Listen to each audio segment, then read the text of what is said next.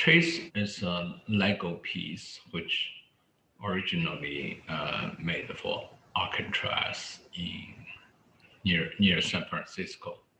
That's a federal jail which you cannot touch the wall, you know.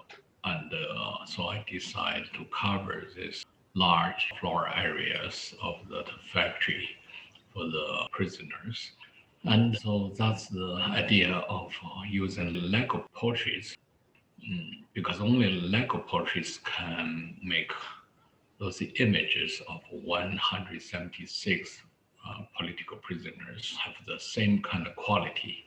Otherwise, some images are very sharp, some images just a blur.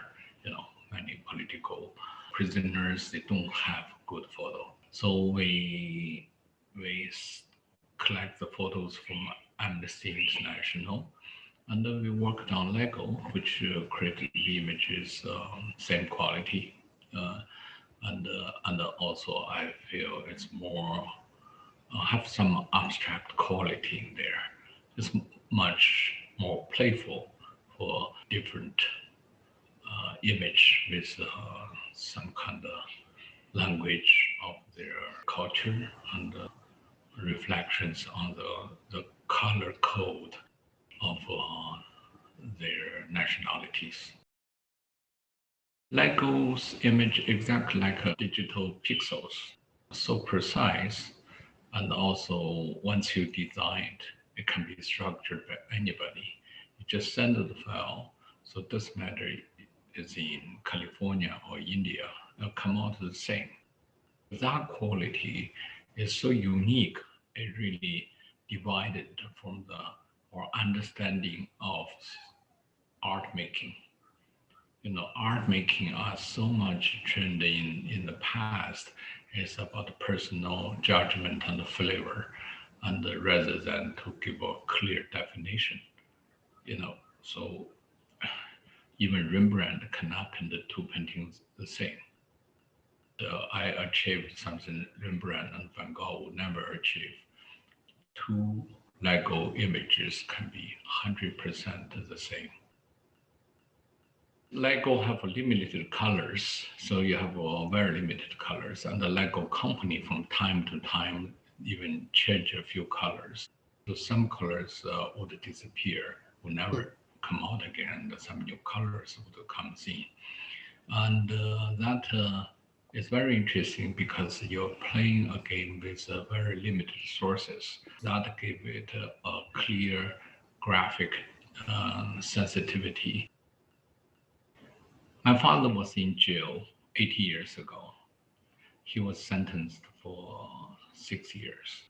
Then later, about 63 years ago, which is the year I was born, he was exiled and to very remote Xinjiang area. Because he's a poet, so they forbidden to write anything.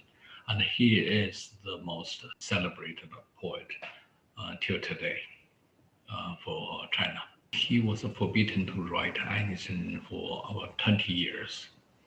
So I know what a political prisoner is like.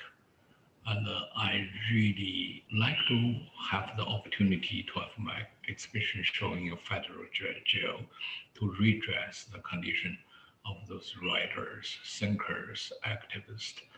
They are fighting for the values of this common values for everyone, but they have to be picked up by authority to put away, to be silenced. And they may have to live their life in darkness. And I share a lot of emotions, and also it's not compassion, but rather I do feel they need support. They need to be remembered, or at least they need to be noticed that there is someone who still respects them. So also myself has been in some kind of detention or secret detention for a period of time. So this is a work devoted to the people who fight for everyone's rights or liberty, but lost their own liberty or has to live through jail condition for years, and some have also died in jail. The wallpaper may take us years to design. This is maybe the third generations of wallpapers. Normally, I have large installations in the museum space, which is large white walls. And basically, I don't do so much two-dimensional work. So I think wallpaper is part of the architectural element. I created a total environment, and you're in, and you're wrapped in, and it functions so well. But of course, we never do anything just to try to decorate it. We only use that to carry the message, which about surveillance, about also about imprisonment, and also about my struggle. And it looks very glamorous, almost like a fashion piece. But you can see handcuffs, you can see teeter birds, you can see all kind of details. In authoritarian states, of course, they don't like to hear any argument. They don't like to hear different idea.